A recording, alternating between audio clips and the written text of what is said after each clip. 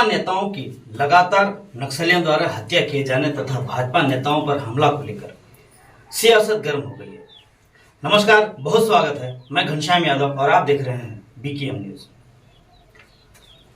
राजनीतिक दृष्टिकोण से छत्तीसगढ़ के बस्तर संभाग ही ऐसा संभाग है जहां किसी भी पार्टी की जीत और सरकार बनाने में अहम भूमिका रहती है। आगामी चुनाव नजदीक आते ही बीजापुर जिले में भाजपा नेताओं की नक्सलियों द्वारा हत्या किए जाने को लेकर पूर्व वन मंत्री महेश गागड़ा जो बयानबाजी कर रहे हैं, इससे सियासत गर्म हो गई है। एक दिन पहले की घटना है, ग्राम कुटरू में भाजपा नेता कमलेश मंडावी झाड़ फूक का काम भी करते हैं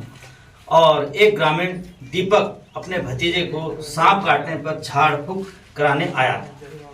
था। उपचार से संबंधित विवाद में ग्रामीण ने चाकू से हमला कर दिया। बचाव करते हुए कमलेश के हाथ में उंगलियों में चोट आई, लेकिन इसके पहले ही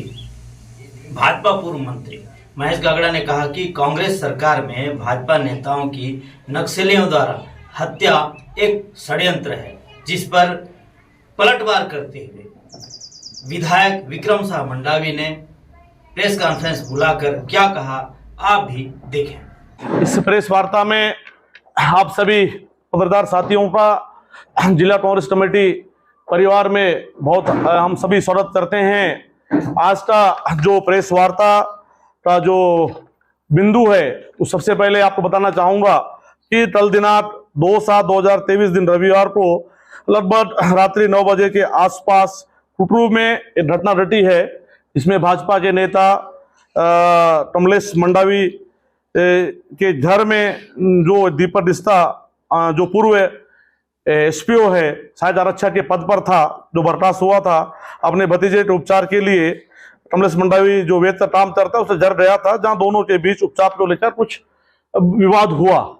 और इस घटना को विवाद होने के बाद में जिस तरीके से घटना को लेकर भाजपा के नेता पूर्व विधायक महेश गागड़ा ने नक्सली घटना बताकर कांग्रेस पार्टी, कांग्रेस सरकार एवं कांग्रेस के नेताओं को अपने राजनीतिक लाभ के लिए बदनाम करने की कोशिश की है, जिसकी हम कड़ी निंदा करते हैं। और साथ ही कांग्रेस पार्टी एक गांधी जी के रास्ते पर, अहिंसक के रास्ते पर चलने वाली पार्टी है। भाजपा आरएसएस की तरह जो नाथूराम गोडसे को अपना आदर्श मानते हैं, उनके मानने वाली पार्टी नहीं है, जो केवल हिंसा को समर्थन करती है। भाजपा और आरएसएस, भारतीय जनता पार्टी के पिछले 15 वर्ष शासनकाल में आप सबने देखा कि किस तरीके से जिले में जो भाजपा के जो नेता रहे, स्वर्गीय जगदीश टोंडरा जी, राम साहेब मज्जी जी, स्वर्गीय महेश पुजारी, तो नक्सल घटनाओं में मारे गए। इनके अलावा हमारे कांग्रेस के भी कई बड़े नेता मारे गए, लेकिन तभी भी कांग्रेस पार्टी या कांग्रेस के नेता ने ऐसी घटनाओं पर अपने लाभ के लिए, राजनीतिक लाभ के लिए कोई तो लेकर राजनीति नहीं की है। लेकिन बड़े दुर्भाग्य से कहना पड़ रहा है कि पहली बार इस तरीके से संवेदनशील घटनाओं को लेकर जो भाजपा और भाजपा के नेता अपने लाभ के लिए राजनीति कर रहे हैं, जिसकी हम निंदा करते हैं। जब से प्रदेश में कांग्रेस की सरकार बनी है, तब से जिले भर में आप देख रहे हैं कि बड़े पैमाने पर जो विकास कार्य पिछले 15 सालों में नहीं हो पाए थे, वो विकास कार्य पिछले 4-4.5 सालों में बड़े पैमाने पर हुई है। जिले के शहर से लेकर अंदरूनी क्षेत्र तक मूलभूत सुविधाएं जहां पर नहीं पहुंचे थे, वहां पर मूलभूत सुविधाओं का पहुंचना, मूलभूत सुविधाओं का विस्तार होना, और लगातार वहां पर इन 4 सालों में जो जिस तरीके से हमारी सरकार ने, हमारी पार्टी ने काम किया, हमारे जनप्रतिनिधियों ने काम किया, वहां की जनता का विश्वास हमने जीतने में पूरा सफल हुए। और इससे घबराकर महेशगढ़ जिले में लगातार नक्सली घटनाओं के नाम पर जो लोगों के बीच कांग्रेस पार्टी, कांग्रेस सरकार एवं कांग्रेस नेताओं को के खिलाफ जो षड्यंत्र कर रहे हैं, जिसमें वो सफल नहीं होंगे।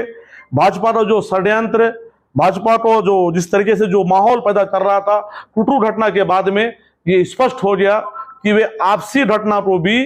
नस्ल घटना बताकर जिले में डर भय और माहौल जो पैदा कर रहे हैं, ये उजागर जनता के बीच में, आप सबके बीच में हुआ है। लगातार पिछले कुछ समय से ये चीज देखने को मिल रहा है जिले में कि भाजपा और पूर्व मंत्री महेसाड़ा सहित कुछ तथाकथित लोग जो लगातार षड्यंत्र करने में लगे हैं, षड्यंत्र पूर्वक काम करने में लगे हैं। कांग्रेस के नेताओं को किस तरीके से षड्यंत्र पर उनको कहां पे फंसाया जाए, कहां पे षड्यंत्र रचा जाए, इस तरीके के काम जो कर रहे हैं, इसका खुलासा आने वाला समय हम पुख्ता प्रमाण के साथ आप सबके बीच में करेंगे। और इस पूरे घटना के पीछे जिस तरीके से हमारा ऐसा मानना है कि महेसाड़ा जनाधार खो चुके हैं, भाजपा जिला में जनाधार खो चुकी है, उनके कार्यकर्ता लगातार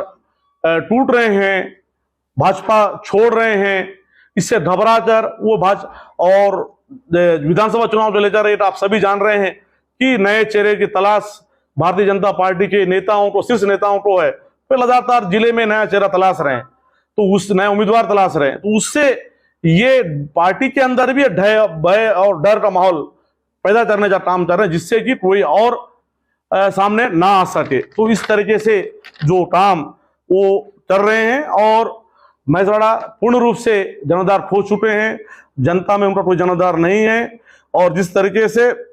हमारी सरकार, भूपेश बघेल की सरकार जो काम कर रही है, वो काम आम जनता के बीच में पिछले 15 साल में जो जनता का विश्वास इन्होंने नहीं जीत पाया था, इन 4 सालों में हमने, हमारी सरकार ने जनता का विश्वास जीता है। और जनता का पूर्ण समर्थन हमारे साथ है, हमारे कांग्रेस सरकार के साथ है, पार्टी के साथ है। इससे आने वाला चुनाव में बीजापुर सहित पूरे छत्तीसगढ़ में फिर से एक बार कांग्रेस की सरकार बनेगी और कांग्रेस भारी बहुमतों से वापस चुनाव जीतेगी।